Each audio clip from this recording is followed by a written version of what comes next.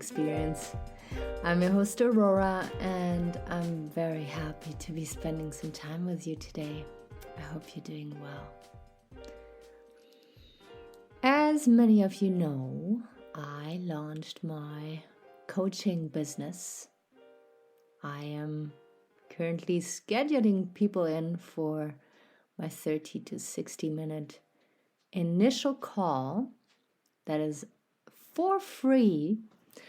So if you feel like you want to meet with me and we explore a little bit, where you feel stuck, where you want to grow, where you want to change, feel free to contact me on Facebook, Aurora Eggert. Just add me there, shoot me a message, and then I will send you a link to my calendar. I will also leave it here in the show notes if you just want to, book yourself in, feel free. And at the same time, I want to say thank you to everybody who is listening to my podcast so consistently. You guys are incredible. I feel so honored to be serving you. I hope I bring you lots of value. And I love being on this journey, love connecting with you. And same here, contact me on Facebook or Instagram, The Borealis Experience. And we can connect. I would love that so much. All right, today's episode is about change and why it is so incredibly difficult to embrace change. COVID has been with us now with over 1.5 years, maybe 2 years even for some people. And it brought a lot of changes with it. Lots of regulations, lots of pain, lots of suffering, lots of novelty. And many people suffered and were frustrated and angry and depressed. And some people were able to see it as an opportunity. And I find it so fascinating because some of these people you would think as an outsider, oh my God, that person is going to be so devastated because he or she had to leave their job or had to move somewhere else or whatever pain and change COVID brought with it.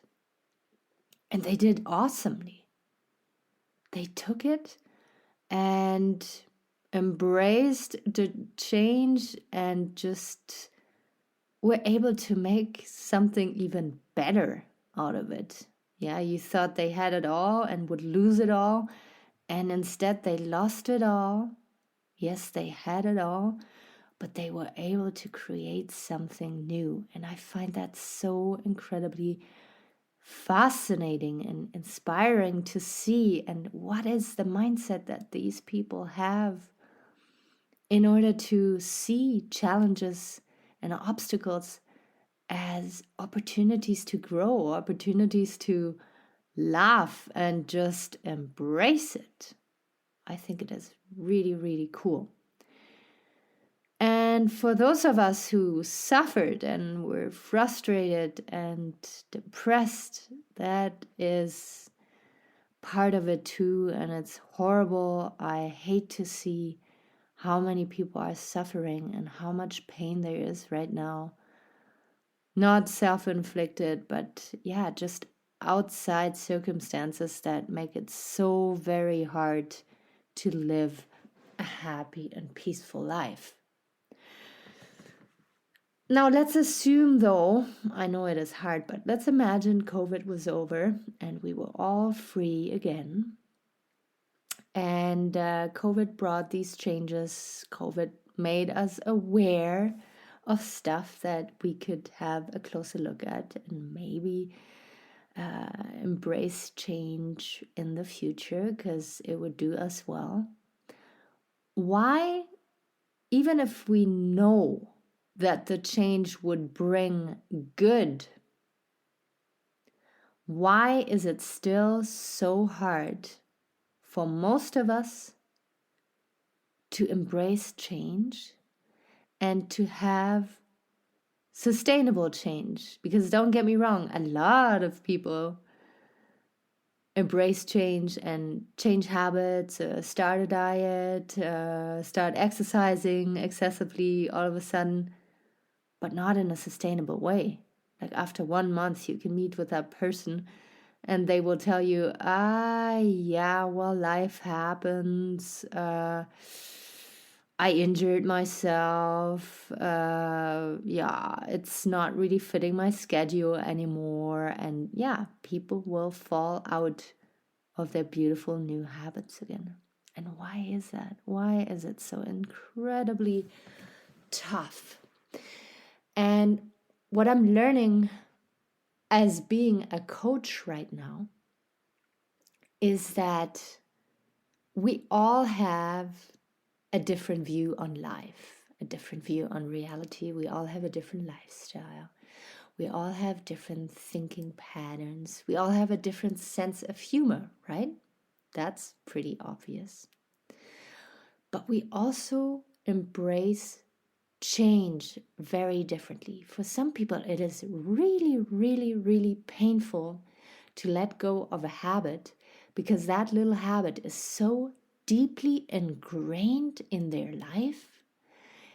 Not only like to keep themselves occupied, to have something to do, but emotionally, on an emotional level, there is habits that are obviously shitty to pursue, but our behavior goes back so far. Our little habit has started back when we maybe went through a heartbreak or through the divorce of our parents or something traumatic that has happened, and we embrace that habit now because it was helping us to soothe. It was helping us to cope with life. And we keep engaging in that habit because nobody ever challenges us or we never question our habits. So we continue doing what we're doing for years and years and years. It makes us feel good because it used to soothe us and it is still awesome now.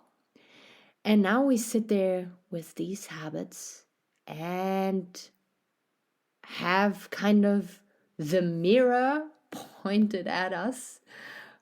We look into our eyes and we realize, shit, I don't want that habit anymore.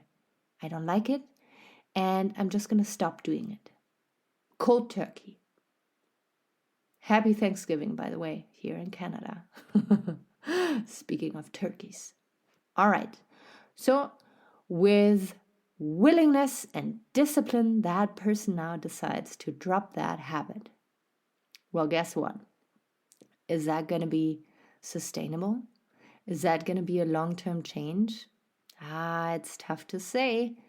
Yeah, you can approach it with toughness and discipline and really hate yourself through the process of getting rid of that habit. But as I just pronounce it here, it will be a tough journey. And it might not even be sustainable. So all that toughness, all that pain that you're going through, the withdrawal systems and stuff, might be for nothing, because you might be falling back here all too soon because you didn't address your emotions, your unconscious outcome that you want from that habit. So let's take an example because that makes it always way easier. Let's say your parents divorced. It was a painful divorce. You were 6. It really has a deep impact on your baby brain and your heart and everything. And your dad moves away and your mom now has to work full time. You never get to see her. You're busy with your schooling stuff and struggle at school. And on the weekend, your mom has some time off and she decides to spend time with you. And you guys like to watch TVs. You just love watching movies together. And you love to eat chips and chocolate with these movies. And you really enjoy these moments because you feel your mommy is giving you all the attention you need, all the attention that you probably needed the whole week. And now, you get it once a week and you're going to make the best of it. So you're bonding with your mom, you're having a good experience, you can relax, you can laugh a little bit, and chocolate and chips are involved. They're usually never in your life, but now your mom wants to spoil you too, and you indulge in chips and chocolate. Now, on a physical level, on a chemical level, and mental, emotional level, these chips and chocolates are going to tattoo themselves into your system like you cannot even imagine how deep. Fast forward 30 years later, you are overweight, you hate exercising, you feel lonely, and chips and chocolate are still in your life because those two things remind you of bonding, belonging, relaxation, laughter, love, and you are not even conscious of it. Now imagine cutting out chocolate and chips, and if you have it sitting on your counter right now, you look at it and just think, I'm just not going to buy it anymore. But what is gonna what is gonna be missed out of your life at the same time you cut out these two things? That little bit of sense of belonging, love, laughter, relaxation. Okay, now that we know that, what are we gonna do about it? Logical consequence, I think, would be let's replace it. All right, so you're not going to buy that chocolate and those chips anymore. But instead, every time you crave those two things, you're going to call your best friend. And you're going to spend time with your dog. You're going to go do something, socializing, where you will get laughter, relaxation, belonging, bonding out of it. Right? Because this is what your system originally wanted. And those stupid chips and chocolate were just a replacement. So, replacing is the key and not only taking away. This is just a very, very easy little example that I put out here for you today. Same goes for, drug addictions, cigarettes, sugar, overly exercising. Like, people can be addicted and have shitty habits. You don't believe it. What some of us really come up with. And we have so many excuses to hang on to these habits, but there will be a point where we want to let go. And then it's not only a matter of discipline and willingness, but also self-image. Do you believe that you deserve a better life, a higher level, a higher, quality of life? Because you're going to let go of these habits. You're going to step up, right? You're not going to step down. Is your system calibrated for a better quality of life? Or were you engaging in these habits because you don't feel deserving? And that is going to be one of my next episodes here, because this is another point. Some of us are very clear as day that their habits are being destructive for them, but they will not let go of them because they don't feel deserving of a healthy and good life. They are still punishing themselves for something that happened back then.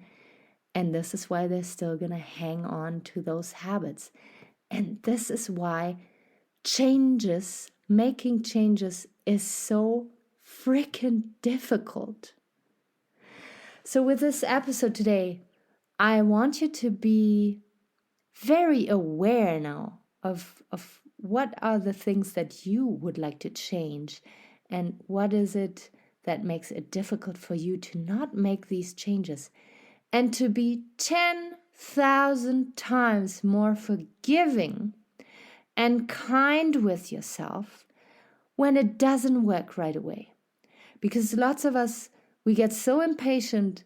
We believe, oh yeah, well, it's so hard and we're so weak and we're not going to make it anyways. And then they give up because they're being so hard on themselves at first.